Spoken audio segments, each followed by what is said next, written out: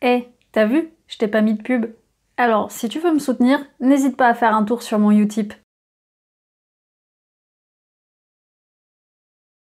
Salut à tous, c'est le Husk. Oh putain! Quoi? Non mais attends, des mois sans faire de vidéo, j'espère que celle que tu vas nous fournir va déboîter. Non, ce sera ce que ce sera. En tout cas, je ferai de mon mieux. En tout cas, je trouve ça vraiment cool de revenir. C'est clair, mais c'est bon, on peut y aller maintenant? Bah ouais, mais vas-y, là, tu veux parler de quoi? Il y a quelques mois, j'ai pu assister à un colloque autour du HPI et des hypersensibles. C'est-à-dire que des intervenants venaient parler de différents sujets autour de ce thème. L'épisode qui va suivre a pour but de présenter les propos tenus dans cet événement, de les étudier, et donc de définir si c'est un événement à visée scientifique, de bien-être ou simplement de rencontre sociale. Voici donc l'histoire de ce week-end. Spending more and more time up in bed, thinking about the things I think you said. It's been on my mind.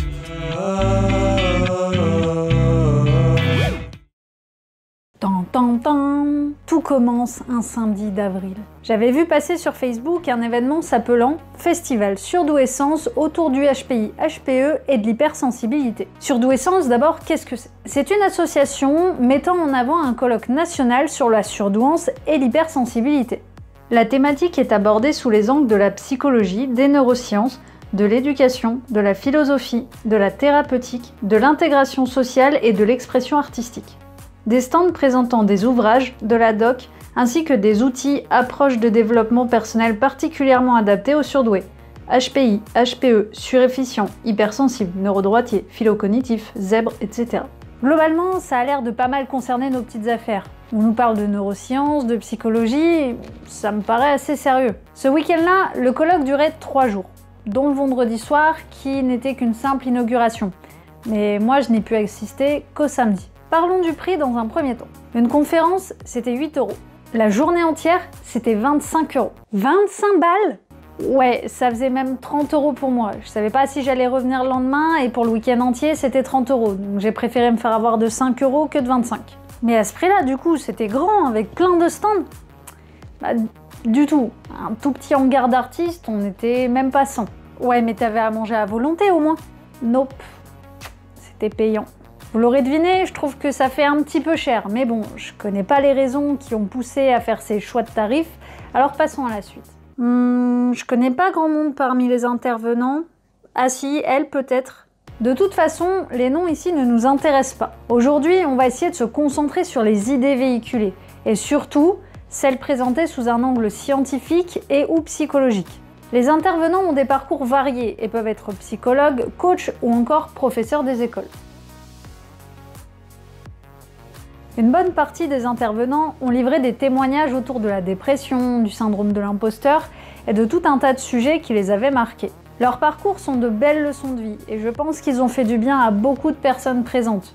J'ai beaucoup de respect pour eux et ceux qu'ils ont traversés. Mais aujourd'hui, ce n'est pas ce qui nous intéresse, car je ne peux pas dire grand-chose d'histoire personnelle. Je vais plutôt m'attarder sur les propos moins subjectifs. Se fait par des professionnels concernant des propos vérifiables. Alors évidemment, j'insiste sur ce point, je vais essayer d'être objective, mais ce que je vais dire va aussi beaucoup mettre en avant ma vision du HPI et des surdoués et de la science aujourd'hui. Et dans cette vision, déjà, le respect du test de QI a une grande place. Chaque sujet abordé fera sûrement l'objet d'une vidéo plus poussée, car certains méritent quand même bien plus de recherche. Mais comme d'habitude, je vous invite à vous renseigner en allant voir les sources dans la description. En plus, je vous en mets quand même tout le temps plein. Très vite, un mot est revenu sur toutes les lèvres, hypersensible. Ça fait longtemps pour ma part que j'entends ce terme, mais je le trouve un petit peu vague et on dirait qu'il rassemble une multitude d'idées. La sensibilité est un terme assez général. Parle-t-on d'hyperémotivité, d'hypersensorialité, les deux à la fois, autre chose? Est-ce un synonyme des surdoués? Est-ce encore indépendant? Donc je me suis dit que j'allais enfin apprendre et comprendre de quoi il s'agit. Les hypersensibles ont les curseurs de leur sens au taquet, c'est l'hyperesthésie. Vous avez sûrement déjà vu ce mot, hyperesthésie, mais qu'est-ce que c'est? Selon le dictionnaire de psychologie de 2013 aux éditions Puff, on dit PUF. L'hyperesthésie est la sensibilité excessive au-dessus de la normale. Le terme est généralement réservé aux sensibilités cutanées. C'est quoi la sensibilité cutanée? Eh bien, toujours selon le même dictionnaire, c'est une modalité sensorielle qui constitue le toucher. Cela comprend la sensibilité à la douleur, à la température et au contact, comprenant les pressions et la vibration. J'ai dans mon entourage une personne dont la sensibilité sensorielle semble au-delà de la moyenne. Essayons, à travers ces mots, de comprendre ce que ça peut donner. Lorsque j'ai un contact physique, je ressens ce contact sur ma peau encore après qu'il soit fini, comme s'il continuait. Si j'apprécie la personne, ce n'est en général pas désagréable. Mais si je ne connais pas la personne ou que je ne l'apprécie pas, le contact est très désagréable, voire presque douloureux. Je ressens trop mes sens. Le moindre petit rayon de soleil m'éblouit. Je sens des odeurs que les autres ne sentent pas. Le bruit me dérange et lorsque je suis fatiguée, je ne parviens pas à différencier plusieurs informations sonores différentes. Ceci est une des représentations possibles d'hypersensibilité sensorielle, selon ce que je comprends de la définition. Cela reste une hypothèse, nous n'avons pas de diagnostic précis de ce qui lui fait ressentir tout ça plus fort. L'hyperesthésie, donc, ne provoque pas de douleur particulière, pas comme l'allodynie par exemple, qui rend douloureuse toute sensation tactile, même les simples caresses. Mais du coup, les hypersensibles, c'est des hyperesthésiques. Alors c'est ce que je croyais, mais il semblerait que non. Je me suis aussi dit qu'on allait peut-être nous parler d'hyperémotivité, car la sensibilité peut être traduite de la façon suivante. Susceptibilité aux réactions émotionnelles. Mais durant la conférence, on nous a spécifié que c'était deux choses différentes. Par contre, il y aurait aussi une hypersensibilité cognitive. Alors, faisons un petit point de vocabulaire. Cognition. Cela désigne l'ensemble des actes et processus de connaissance, l'ensemble des mécanismes par lesquels un organisme acquiert de l'information, la traite, la conserve et l'exploite. Cela se distingue de tout ce qui concerne la pulsion, la motivation, l'émotion ou l'affect.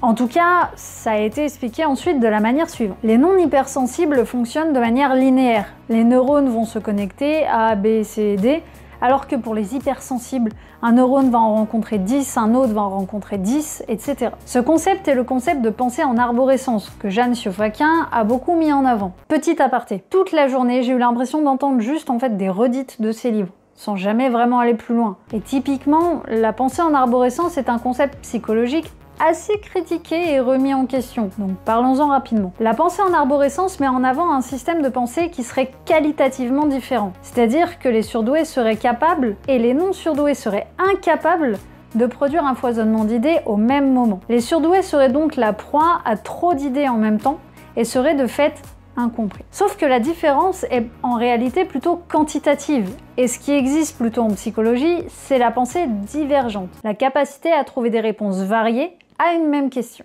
Et lors des tests de créativité, les surdoués ont, en moyenne, un meilleur résultat pour apporter un grand nombre de réponses variées ou originales. Mais la pensée divergente, en fait, tout le monde en est capable, qu'importe le QI. Il semblerait même qu'au-delà de 120 points, le QI soit sans incidence sur le degré de créativité. Parfois, vous lirez que la pensée en arborescence n'existe pas. En fait, ce serait plutôt la pensée linéaire qui n'existe pas. Donc la pensée en arborescence, qui vient en opposition, n'a plus vraiment de sens. C'est sympa de nous dire ça, mais pourquoi il y a des gens qui la sentent, cette linéarité de la part des autres, cette impression qu'ils sont les seuls à penser comme ça et que les autres n'en sont pas capables? Pour être honnête, c'est une question à laquelle je n'ai pas encore trop de réponses. Pourquoi les gens ressentent ça? Moi la première, même sans être surdouée. Est-ce une simple question d'expression de ces idées? Ou alors une question de conscience des différentes idées qui nous viennent? Je sais pas trop. Mais le fait est que tout le monde pense en arborescence, mais à différents niveaux. Pour en revenir à nos moutons, comme la personne commence à nous parler de cognition et pas juste de sensation, je pense ici qu'on commence à parler des surdoués à travers le mot hypersensible. Et pourtant, la phrase qui suit m'a encore plus embrouillée. L'hypersensibilité est la première caractéristique des personnes à haut potentiel. Si elle parle de haut potentiel, c'est qu'elle fait la différence entre hypersensible et HPI. Mais en même temps, la définition qu'elle nous a donnée de l'hypersensibilité cognitive ressemble vachement à une caractéristique attribuée, à tort, au HPI. Ça me donne mal au crâne ton truc. Ouais, pour ma part, j'ai l'impression qu'on mélange un peu tout et ça me dérange. Si jamais les surdoués ont des sens assez développés, l'inverse n'est pas forcément vrai. Mais surtout, on a très peu parlé du test de QI, voire pas du tout. C'est pourtant un outil important dans la découverte de la douance et que je sache, dans un test de QI, il n'y a rien qui teste si vos sens sont surdéveloppés ou pas. Du coup, on en a fini avec la définition de l'hypersensibilité ou pas? Non, alors il reste un point à énumérer si je ne me trompe pas. Les personnes hypersensibles ont un fonctionnement intuitif, alors que les non hypersensibles ont un fonctionnement logique, pragmatique. J'en ai déjà parlé dans quelques analyses de livres. La vitesse de transmission de l'influx nerveux dans le cortex cérébral est plus élevée chez les surdoués. C'est ainsi que les surdoués passent en effet certaines étapes de leur propre réflexion pour arriver à la conclusion de leur pensée. Nous avons donc là une information qui concorde, si on parle des surdoués, ce qui continue de m'interroger sur l'indistinction entre hypersensible et HPI. Bon, je vais arrêter là pour cette conférence car on a encore beaucoup de choses à voir. Allez, un premier bilan. Des propos plus sur l'émotionnel que sur du factuel. On nous a mis en avant des propos pas forcément juste scientifiquement parlant. L'hyperémotivité n'a pas l'air de faire partie de l'hypersensibilité, mais la différence n'a pas été explicitée. Niveau véracité scientifique des propos, je suis donc pas hyper convaincue et je suis gênée de la frontière floue entre HPI et hypersensible. Mais je reste ouverte pour la suite. Ce jour-là, j'ai pu découvrir un concept que je ne connaissais pas du tout, le neurofeedback. Et plus précisément, le neurofeedback dynamique. Pour vous décrire le concept du neurofeedback, je vais vous décrire déjà le concept simple du feedback. Le feedback, c'est simplement le retour de l'information. En gros, c'est le retour positif ou négatif que vous avez lors d'une action ou lorsque vous communiquez. Exemple, je sors une vidéo. Les commentaires, likes et autres actions me permettent d'avoir un retour sur mon travail. Ce feedback va me permettre de réadapter ou non ma prochaine communication. Ou encore, vous faites une blague à votre collègue, il explose de rire. Ce feedback vous indique que vous avez eu un humour qu'il apprécie, ou au contraire il s'énerve. Vous savez désormais qu'il faut éviter ce genre de blague avec lui.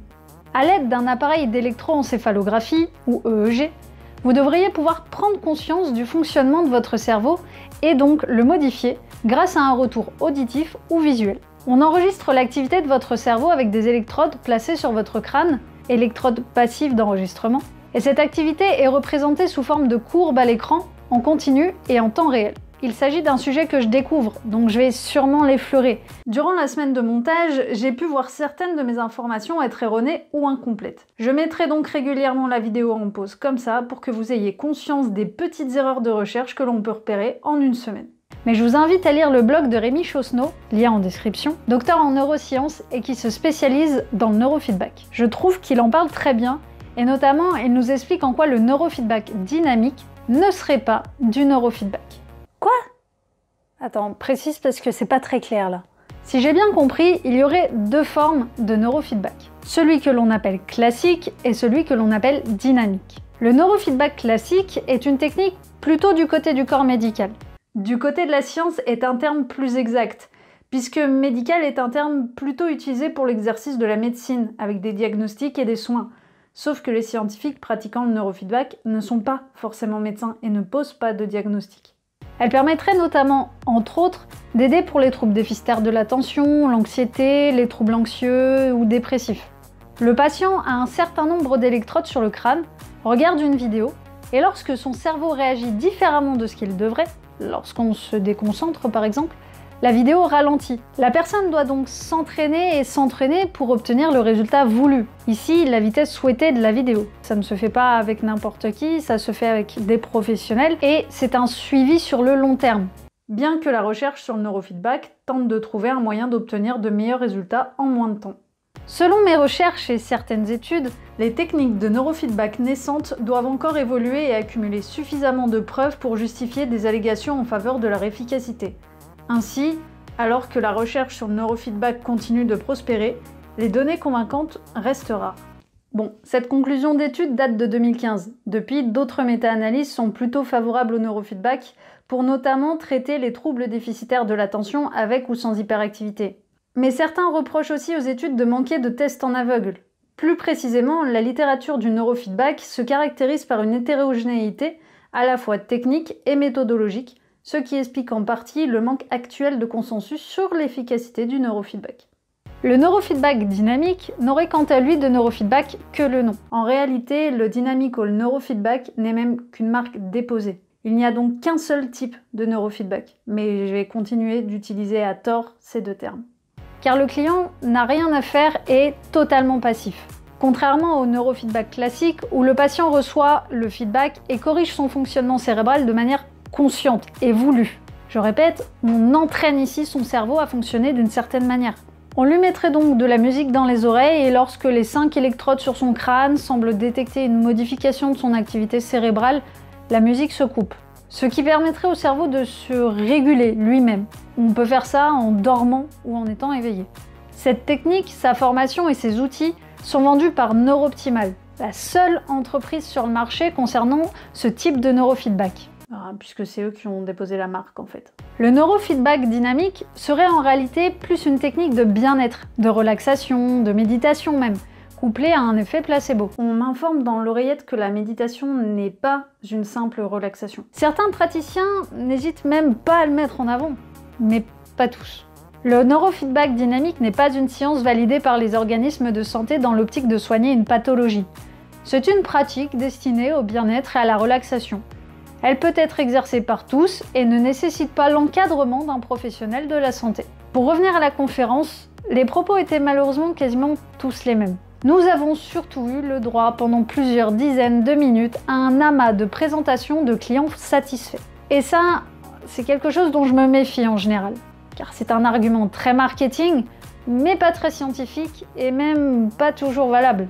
Selon les sources que j'ai trouvées à ce propos, malheureusement, on ne va pas du tout dans le sens où le neurofeedback dynamique serait autre chose qu'un concept marketing et un simple concept de bien-être. Le problème, c'est que ça se fait souvent passer pour de la science. Je suis désolée, mais ça veut quand même pas dire que ça marche pas. T'as tout à fait raison. Comme beaucoup de choses dans le monde, elles n'ont pas besoin d'être médicales ou scientifiques pour faire effet. Sexe, par exemple. Il ne faut pas sous-estimer le pouvoir de notre cerveau sur lui-même, et je ne suis pas en train de dire que ça ne vaut rien du tout en termes de résultats. Sur le court terme, en tout cas. Juste que si ce que j'ai lu pour l'instant est vrai, on nous présente un concept non scientifique sous un angle neuroscientifique. Et ça, dans l'idée, c'est assez malhonnête. Mais du coup, la professionnelle, c'était une menteuse, c'était une arnaqueuse ou... Non, je pense pas. Je fais quand même la distinction entre l'honnêteté des praticiens et l'honnêteté de l'idée véhiculée. Beaucoup de gens utilisent des techniques en toute bonne foi et avec confiance. Ce ne sont pas toujours des menteurs crapuleux et voleurs, mais certains le sont. Et ça peut vite devenir dangereux dans certains cas. Ce que je fais là, c'est vous apprendre à être vigilant, pas de vous fermer à tout. Mais concernant cette conférence, le plus gros problème est le manque de clarté et de détails concernant le fonctionnement exact du neurofeedback, qui touche quand même le domaine complexe de la neuroscience. Plusieurs personnes dans le public d'ailleurs l'ont souligné. Et à chaque fois, la réponse était surtout qu'il était normal d'être sceptique. Mais que quand même, ça marchait bien. Qui plus est, nous avions droit à des propos tels que « c'est magique, c'est régule de près ou de loin tout ce qui est dirigé par le cerveau » ou encore « les neurones inhibiteurs et excitateurs se régulent, mais on ne sait pas vraiment ce qu'il se fait. Ils n'ont pas fait tant de recherches que ça. » Ce qui pose un petit peu question sur le sérieux de la pratique. Surtout que des études, il y en a. Affaire à suivre donc. Surtout que franchement, si ça marche, j'ai très envie de tester. D'ailleurs, si certains ont testé, pouvez-vous nous parler un petit peu de votre expérience et de vos ressentis, positifs comme négatifs? À ce moment du festival, je suis quand même assez dubitative sur les propos qu'on m'a fournis. Mais ce qui suit amènera des questions encore plus grandes puisqu'on va parler des fleurs de bac. Je vous propose de faire une petite pause pour aujourd'hui et de retrouver la suite de cet épisode la semaine prochaine. Ah, et bougez pas, j'ai un petit cadeau pour vous. Désormais, à chaque fin d'épisode, je vais essayer de vous présenter un outil pour améliorer votre esprit critique, vous aider à chercher des sources scientifiques ou encore directement des études intéressantes. Comme je vous en parlais un petit peu plus tôt, j'ai découvert le blog de Rémi Chosneau sur le neurofeedback et je l'ai vraiment apprécié. Non seulement le site est très beau et lisible, mais il est rempli d'informations détaillées sur le neurofeedback. Vous pourrez retrouver des articles, des interviews et des discussions sur le sujet. Mais le blog ne s'arrête pas là et dans un souci de transparence, vous trouverez aussi les intérêts, les recherches et le CV de Rémi. Attiré par la zététique et vulgarisant la science simplement, il vous apprend aussi à faire de bonnes recherches et à avoir un esprit critique. Allez, en attendant, je vous fais à tous des gros bisous et ciao bye. J'ai fait tout ça en 15 minutes, mais c'est la pompe. Plus une technique de bien-être, de relaxation. Presse universitaire française. Fais un sourire à la vidéo, Emma, c'est pour calibrer. Merci.